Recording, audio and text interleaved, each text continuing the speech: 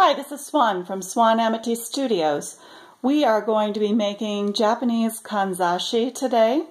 Kanzashi is the art of folding little ornaments that will be used for hair arrangements traditionally, but in the quilting world we can use them for all kinds of things. So recently Clover came out with all of these different little Kanzashi makers, and the interesting thing is that these have made making Kanzashi so much easier. When you made them prior to this, you had to figure out the little folding methods to give you different kinds of flowers. But now they're giving you little templates, like this one.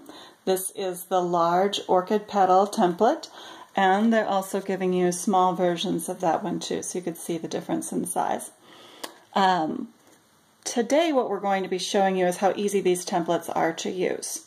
If you start with a scrap of fabric, and the scrap of fabric just has to be a little bit bigger than the Kanzashi maker itself, you're going to center up the Kanzashi maker on it and fold it in half with the fabric folded inside of it.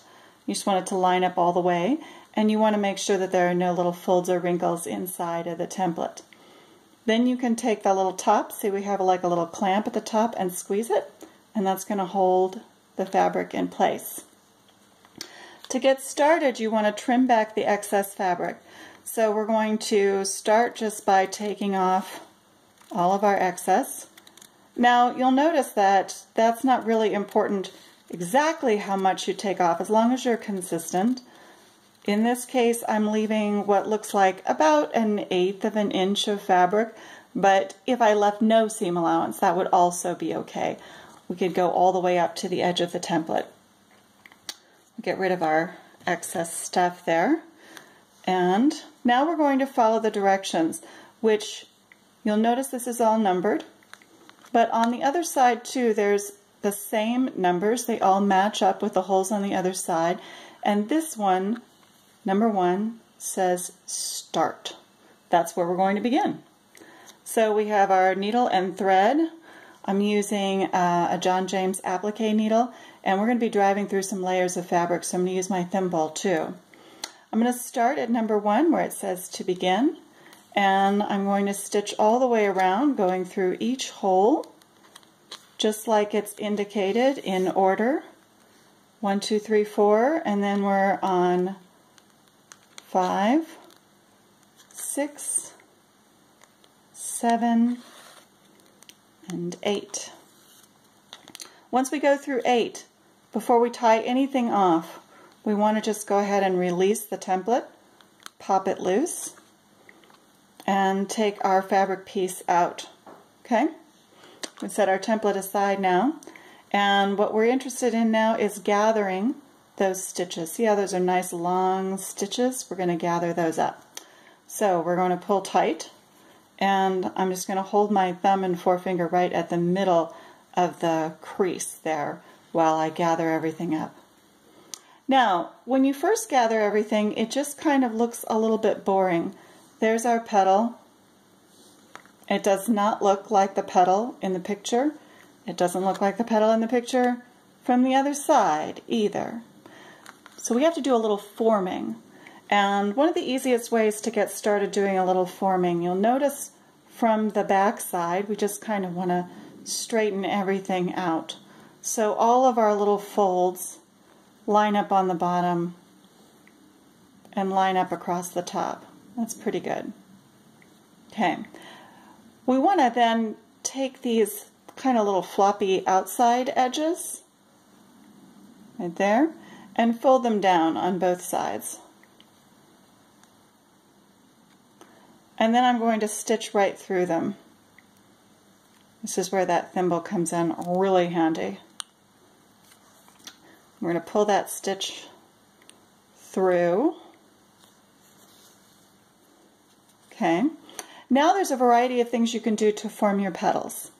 And in most cases, I like to go ahead and flip up the edge, just using my finger to kind of turn that top edge over. And that just creates a little bit of additional structure so that when you want to kind of puff your petal out a little bit, it's more likely to stay with that little creased edge, a little more structure. Now you'll notice it's starting to look a little bit more like the one in the picture. That's good, that's what we want. So that little turned over edge, a little bit of structure, and folding down those two outside edges. You could stop there, that would be just fine. Sometimes I like to go ahead and put a little indent in the top, just like that. And I like what that does to this little bump in the middle. That's very elegant. And so if I do that, I'm just going to stitch through that little crease at the bottom too before I tie off. Now I'm just going to tie a little knot and clip my thread.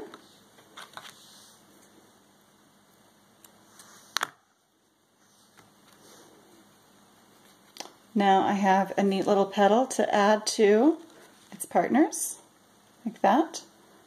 Aha, did you see that one's just a little bit different? You can do your petals in more than one way. So that was what we showed you with the petal we just made. We can also make an indent in all three of those little tops. And you can see how that looks a little different at the center. Either way that you do it, once you have all of your petals made the same way, and if you watch some of our other videos, we'll show you just a couple of other methodologies. So stay tuned for more, but let's make just one of them go together for now. So here's one where we've done 3 indents. We've done 3 indents on all of the petals, and we're going to stitch them together to make the flower. So we have 5 petals made. We're going to go through the bases of the petals, and we're going to chain them together. So we're going through the base of all of the petals at roughly the same spot in each one.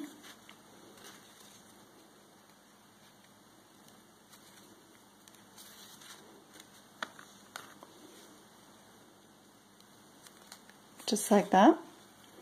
Now we have all 3 of them chained together. We're just going to straighten them out so they're all going the same direction.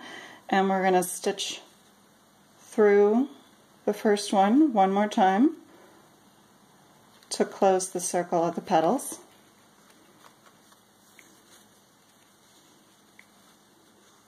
There's our flower shape.